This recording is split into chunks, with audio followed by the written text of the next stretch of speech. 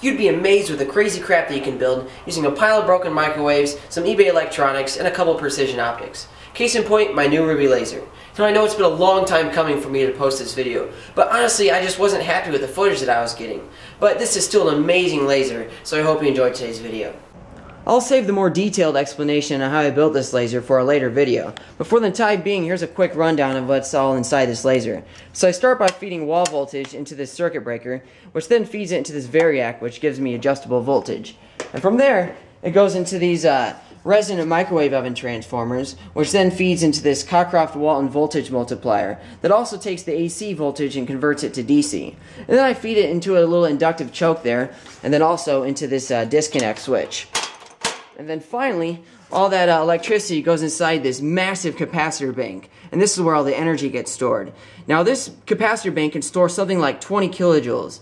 And if you don't know much about electronics, that is a lot of energy. That is a very, very dangerous amount of energy. And in fact, I mean, if you touch any of those down there, that right there while it's live, you're killed instantly. I mean, you're a corpse before you hit the floor. So this is definitely not something that you can mess around with. It's a very, very dangerous device. Inside that laser is a giant flash lamp. Now, it's a lot like a camera flash, except it's many thousands of times stronger. But in fact, it's always hooked up to that capacitor bank there. The charge just doesn't flow through it because it's usually not conductive. But in order to make it conductive so I can fire it, I built this trigger circuit here using a 555 timer, some a MOSFET, and then some protective components, and then a ignition coil from a car. So let me hit it here. That's a lot of voltage. That's like probably close to 50,000 volts. It's enough to ionize the xenon inside that lamp to make it conductive. With my lamp trigger, I leave one electrode sitting at ground potential and then apply the high voltage to that conductive reflective wall there. And watch, let me hit it there.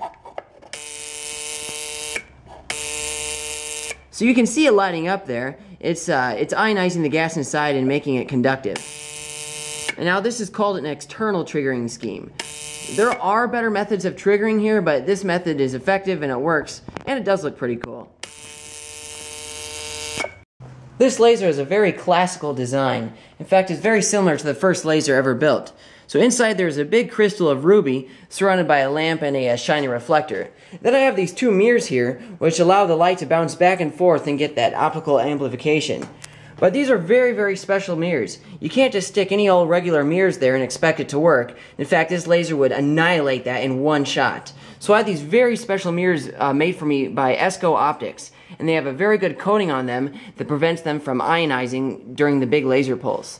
And in fact, I did some math here, and it turns out that the electric field on the surface of those mirrors approaches 3 megavolts per meter. Now that's the electric field that you need to rip apart air molecules in a lightning strike. So that's a very, very strong field. So it's amazing that these mirrors can take the beating from this laser. Alright, it's time for some test shots. Now at first I aimed it at some plastic, and this actually has two functions.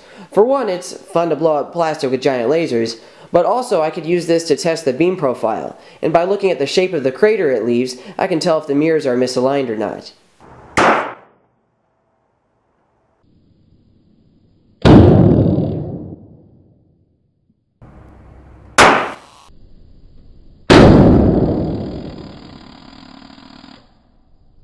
Now that extremely intense laser pulse doesn't bury as deep into the plastic as you might expect, and that's because as soon as that laser starts to fire, the surface of the plastic begins to boil off and turns into a hot plasma that ends up absorbing most of the rest of the light that comes from the laser. So then all of that energy goes into heating up that expanding fireball, and you get that explosion there on the surface. But because of that, not much energy makes it to the plastic and you just get a very shallow crater.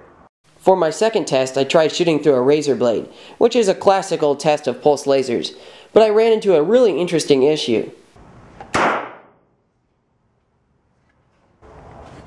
This lens was brand new when I put it in front of the laser to focus it down, and in that one shot that you just saw, it caused the glass to shatter. Now that is amazing, because considering glass is pretty much clear, most of the light passes straight through it. It might absorb something like 1% of the light going through it. So that 1% is enough to cause that glass to explode, which just shows how unbelievably high energy this laser is. That is amazing. I never thought I'd see the day when my lasers would start eating lenses like candy. That's crazy. After seeing the laser blast through lenses that were actually meant for taking a lot of light, I decided to test it on another piece of glass. This soda bottle.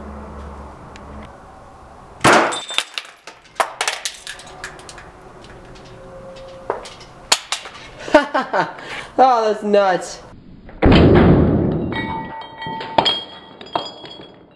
That did not go as expected. So the laser beam hit right here, and it only cracked here, but it ended up shattering above it. That's really interesting. Must have made some weird stress fracture that caused it to shatter up there. Now in future videos using this laser, I don't have to worry about shattering my lenses because Esco sent me some nice fused silica lenses that won't explode in the laser beam. So I'm excited to put these on the laser. Now before I end this video, I'd like to give a couple thank yous to people who helped support this project. For one, I'd really like to thank my patrons because projects like this are expensive and I couldn't do it without your support. And then also, I'd really like to thank Esco Optics for making me some awesome mirrors for this laser. Like I said earlier, it's really hard to find mirrors that don't explode when you hit it with 50 kilowatts of laser light. So it was awesome to have them make me some custom coated mirrors for this. Like I said, if I were to stick some regular mirrors in that beam, they would just explode and vaporize and so quickly. Probably in just a single shot. So it was awesome to get some good optics for this. And yeah, until the next time, stay safe and happy lasing.